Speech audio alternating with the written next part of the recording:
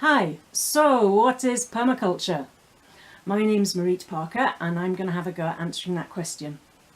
As you may have realised by now, there isn't one simple answer. So here's my take on it. For me, permaculture joins the dots. It joins the dots between different areas of our lives, different things we're interested in, different issues that affect us. And the reason this is important and necessary is because in the Western world, in the industrialised part of the world, we've lost that way of seeing the world as interconnected. And the reason we've lost that dates back over the last few hundred years, starting with the Enlightenment. Now, the Enlightenment was when the scientific approach started.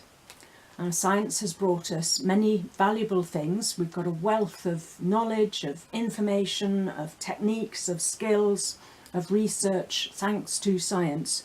But the scientific approach does have a tendency to segregate things into different subject areas and to pigeonhole things.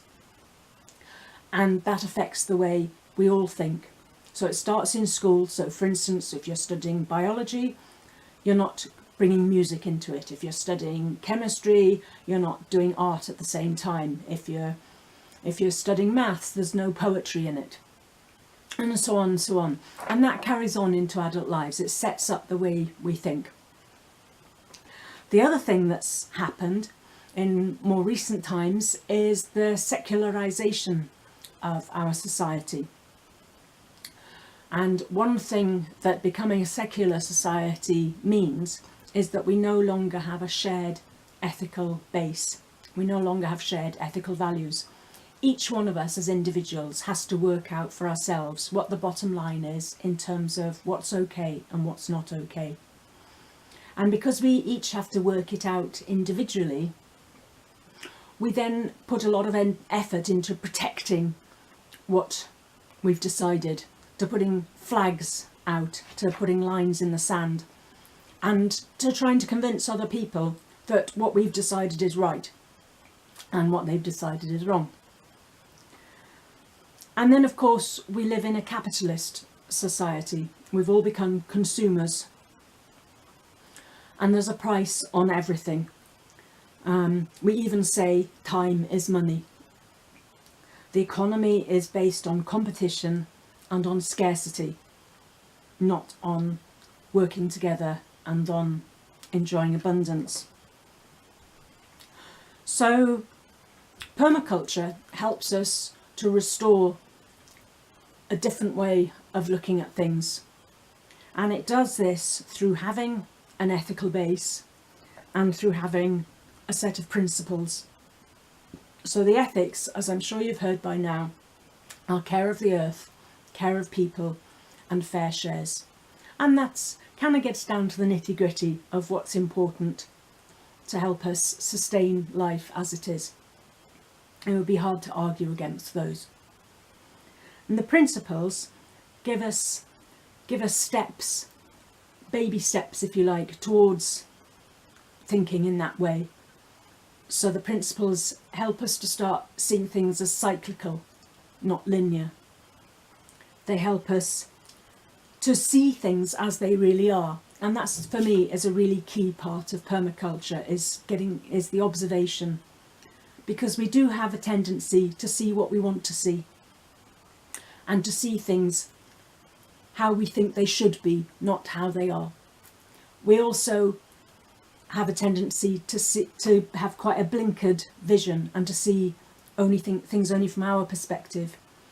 And really getting down into observation and really seeing, really listening, really feeling what's actually there, what's actually going on, helps us see things not just from our perspective, but from other people's perspectives, and also from the more than human perspective. So the principles and the ethics help us get back to this way of seeing things in a joined up way. So, for example, if we think about something that affects all of us, say for instance transport, So this is going to be a really quick skim through just to give a flavour of how looking at it from the angle of the different ethics can give us a different perspective on things. So if we're thinking of people care in terms of transport, we might think in terms of reducing the number of accidents and fatalities. So that might be about reducing speed, reducing the amount of traffic on the road, finding different ways for moving us and moving things around. If we're looking at things from an earth care point of view, from an environmental point of view, we might also be wanting to reduce the amount of traffic, but then it's because of pollution. But then pollution affects people, it affects our health. So immediately you can start to see that people care and earth care have a lot of crossover points. Well, what about fare shares? Well, if we're reducing the amount of traffic on the road, how are we going to get things around fairly? So those who can afford it can buy electric vehicles, but for older people that's way out of their league. But how about a public transport system that's run on electric vehicles or run more fairly? How about a public transport system that is subsidised so that everyone can afford it? How about a public transport system that is accessible so that people with mobility difficulties and wheelchair users can get on and off easily? And that means people with pushchairs can get on and off easily, and bikes. So making society fairer and more equitable and more accessible makes it better for all of us. So we start to see then that not just people care and earth care, but people care, earth care and fare shares makes society better for all of us, even in just that one quick, really quick look at transport. And of course there's masses more to dig into about that. So there we go. A brief summary of what for me permaculture is, and I never mentioned gardening. Actually, just to say for a moment why I think gardening is the starting point for many people for permaculture. I think that goes back to the interconnectedness, that through gardening people start to feel more connected to nature.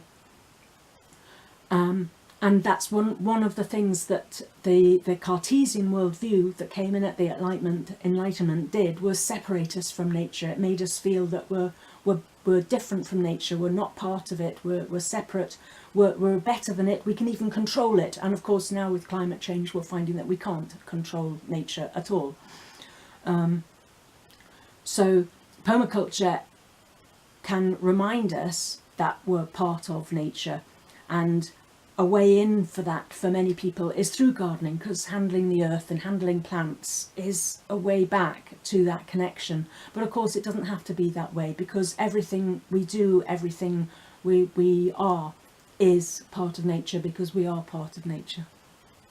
Okay, that was a brief digression, but to go back, that was my take on what permaculture is. It's getting us reconnected with a holistic view of everything around us.